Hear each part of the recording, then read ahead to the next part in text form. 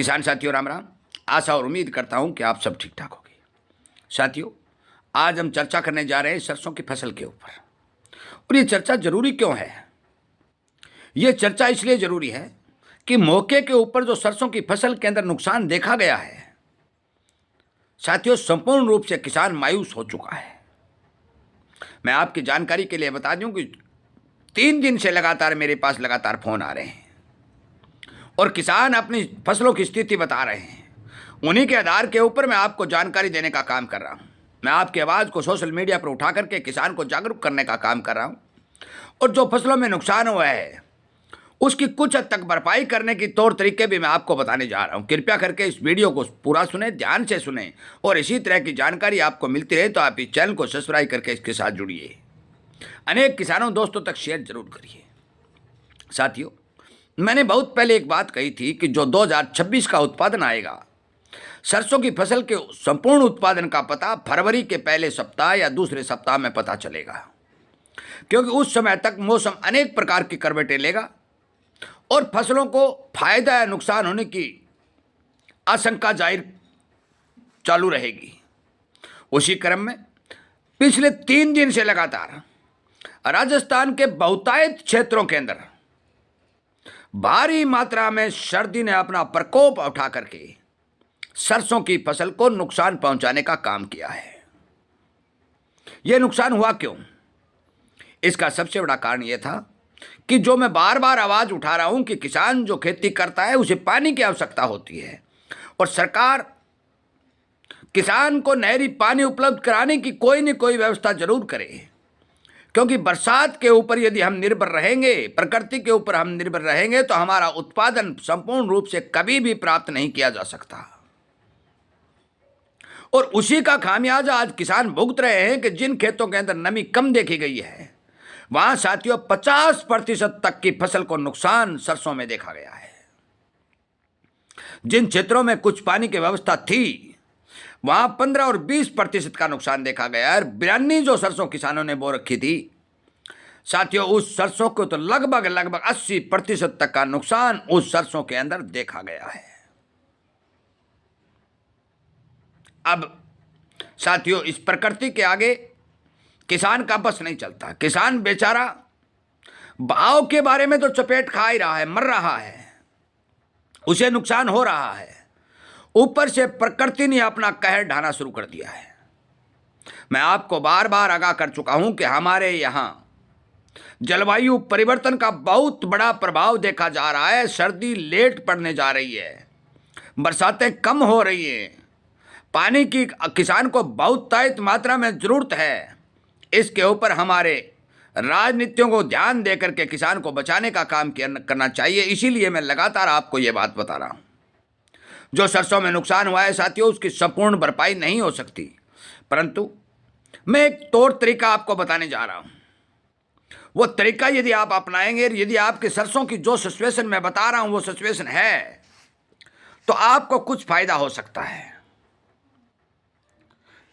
ये तरीका बताऊं उससे पहले मैं एक बात स्पष्ट कर दूं कि अब सरसों का उत्पादन जो विशेषज्ञ जांच रहे थे वो उत्पादन कतई नहीं निकलेगा, क्योंकि जिस एरिया की मैं बात कर रहा हूं, नौर, भादरा, रावसर, पल्लू, सरदार शहर, चूरू, बीकानेर, हनुमानगढ़, गंगानगर,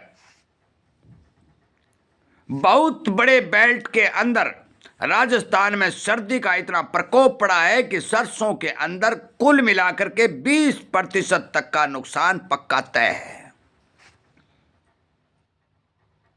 सरसों का हब राजस्थान कहे जाने वाले क्षेत्र में इतना बड़ा नुकसान का होना किसान की चिंता बढ़ाता है, इसमें कोई दो राय नहीं। साथियों, एक बात नोट कर लें, जिन किसान साथियों के सरसों में फूलों की स्थिति अच्छी है और जो किसान साथी पानी लगा सकते हैं, या फिर मैं आपको बता देना चाहता हूं कि 20 तारीख के बाद बरसात होने की संभावना दिखाई दे रही है, बरसात आपके वहां हो जाती है, तो मैं एक टॉनिक आपको बताने जा रहा हूं। उस टॉनिक का स्प्रे आप निकालिए, आपको विशेष तौर पर फायदा होगा। वो टॉनिक कौन सा है? 1 हेक्टेयर की डोज बताने जा रहा हूं साथियों। 1 हेक्टेयर की डोज बताने जा रहा हूं, आप डिवाइड अपने आप कर लीजिए। 1 हेक्टेयर के अंदर 2.5 किलो गुड़, कितना गुड़? 2.5 किलो। और 1 किलो पाउडर फॉर्म वाली 80% वाली सल्फर, 1 किलो 80% वाली सल्फर, और 5 किलो यूरिया। दोबारा फिर बता दूं साथियों, गुड़, सल्फर और यूरिया, इन तीनों का घोल बनाइए और अपने 1 हेक्टेयर के अंदर स्प्रे कर दीजिए। पानी आप 200 लीटर ले सकते हैं, 250 लीटर ले सकते हैं, 150 लीटर ले सकते हैं। अब इस घोल से फायदा क्या होगा, यह आप नोट कर लें साथियों। जो ही आप 80% वाली सल्फर का स्प्रे पौधों के ऊपर करोगे, पौधे की एक्टिविटी बढ़ेगी, काम करने की क्षमता बढ़ेगी, और सर्दी से जो उसकी कोशिकाएं डैमेज हुई हैं, उन कोशिकाओं को जल्दी से जल्दी रिकवर करके चलाने का काम करेगी। सल्फर का यह काम है। अब बात मैं यूरिया नाइट्रोजन की कर रहा हूं कि आप 5 किलो प्रति हेक्टेयर के हिसाब से यूरिया डालिए। यूरिया आपके पौधों के अंदर तत्काल प्रभाव से नाइट्रोजन की पूर्ति करेगी, क्योंकि नाइट्रोजन की कमी जो है सर्दी के प्रकोप से बहुत ज्यादा पौधों में देखी जाती है और पौधे की विकास दर रुक जाती है। वो नाइट्रोजन की कमी का सबसे मुख्य लक्षण होता है। अब बात मैं गुड़ की कर रहा हूं। गुड़ के अंदर साथियों कैल्शियम से लेकर के बोरोन, मैग्नीशियम, जिंक, फास्फोरस, जितने भी आपके पौधों को छोटे छोटे बहुत मोताद कम से कम मात्रा में पोषक तत्व होते हैं, वो सारे के सारे मौजूद होते हैं। जब सारे के सारे पोषक तत्व एक साथ मिलकर के पौधे को ऊपर स्प्रे के तौर पर दिए जाएंगे, तो पौधे के अंदर सर्दी से जो कोशिकाएं डैमेज हुई हैं, वो कोशिकाएं दोबारा से काम करना शुरू कर देंगी, और जो आपको नुकसान हो चुका है उस नुकसान की तो भरपाई नहीं होगी। परंतु मैं आपको विश्वास के साथ कहता हूं कि यदि आप इस घोल का स्प्रे करेंगे तो आपको जरूर बेनिफिट होगा। मैं फिर बता देना चाहता हूं, जो किसान भाई गुड़ की मात्रा बढ़ा सकता है, कोई नुकसान नहीं होगा। सल्फर की मात्रा बढ़ाना चाहता है, कोई नुकसान नहीं होगा, बढ़ा सकता है। परंतु यूरिया की मात्रा हेक्टेयर में 5 किलो रखनी है, इससे ज्यादा यूरिया की मात्रा नहीं बढ़ानी है। यह ध्यान रखने वाली बात है। सल्फर और गुड़, यदि सल्फर आप 1 हेक्टेयर में 2 किलो भी डाल देंगे कोई नुकसान नहीं होगा। गुड़ यदि 1 हेक्टेयर में 5 किलो भी डाल देंगे कोई नुकसान नहीं होगा।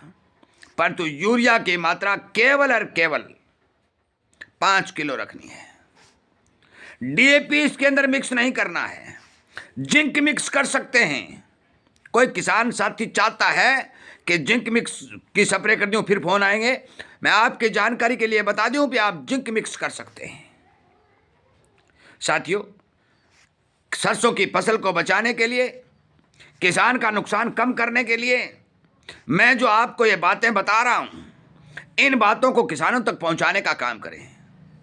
मैं प्रतिदिन शाम को 6:30 बजे से 7:30 बजे तक लाइव सेशन भी चलाता हूं, किसान को जागरूक करने का काम भी करता हूं, और ये कोशिश करता हूं कि मेरे किसान साथी को किसी प्रकार का नुकसान न हो।